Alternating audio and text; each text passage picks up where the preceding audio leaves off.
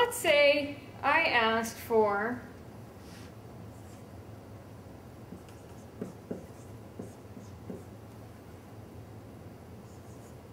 a minor third below G.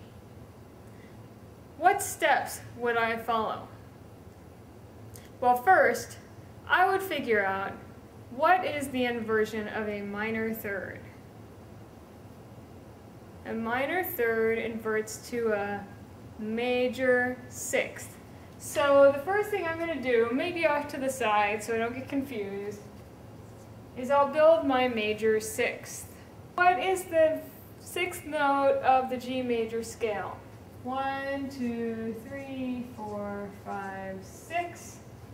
And then I will think of the pattern of whole steps and half steps. And I'll know that E is a major sixth above G.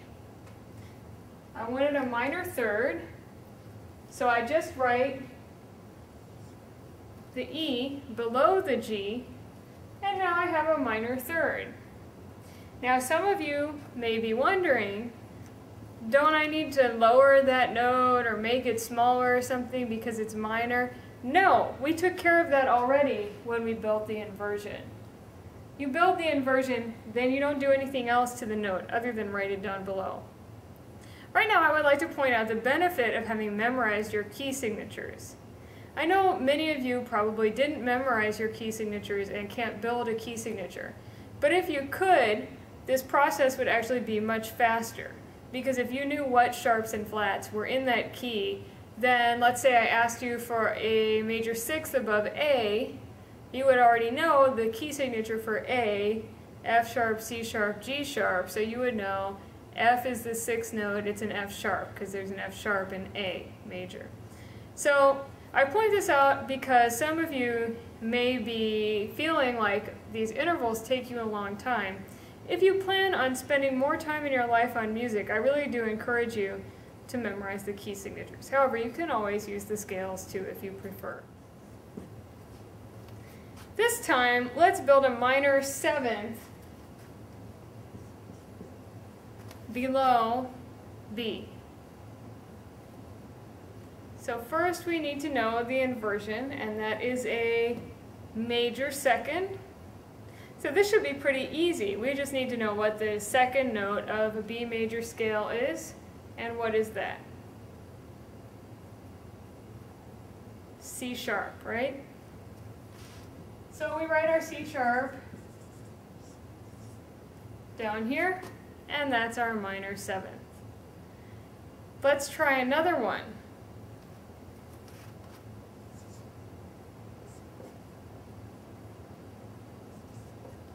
This time I'd like an augmented fifth below A. So what's the inversion of an augmented fifth? A diminished fourth, right? Augmented intervals invert to diminished, and fifths invert to fourths. So we'll build a diminished fourth above A. A, B, C, C, whole, half. Okay, that's a perfect fourth. How do I make it diminished?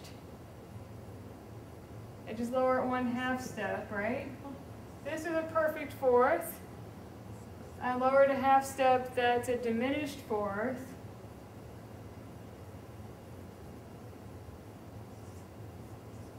When I write it down below, now I have an augmented fifth.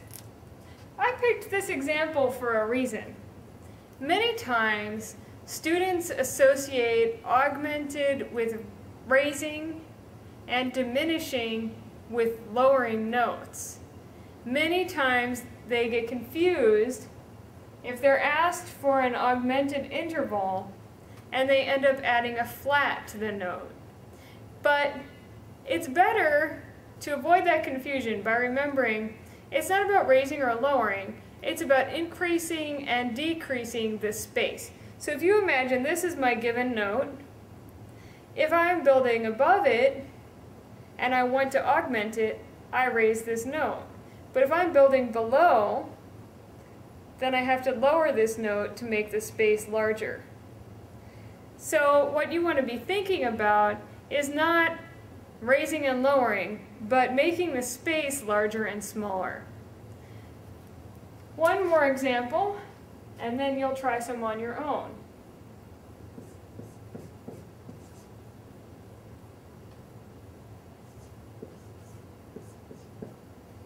A diminished third below F sharp. So what's the inversion of a diminished third?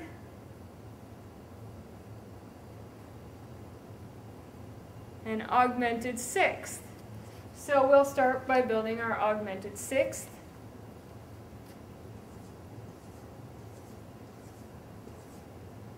Whole, whole, half, whole, whole. Okay, D sharp is a major sixth. To make it augmented, I would make it what? D double sharp, right? I write my D double sharp below my F sharp, and now I have a diminished third. Again, don't be confused by the fact that we're adding sharps to make it diminished. Remember, it's about the space between the given note and the note we're finding. And in this case, raising this note actually makes that space smaller.